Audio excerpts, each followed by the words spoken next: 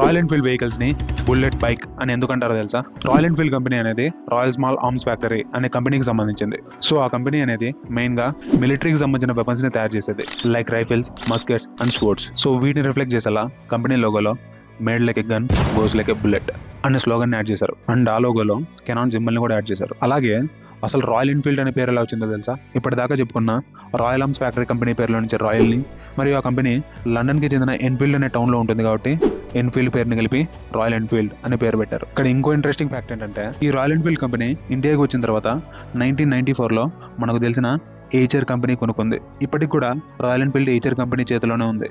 ఇంకో interesting fact ఏంటంటే, royal Enfield మన ఇండియన్ కంపెనీయే కాబట్టి 350cc బైక్ కూడా మనకు అఫోర్డబుల్ ప్రైస్కి వస్తున్నాయి.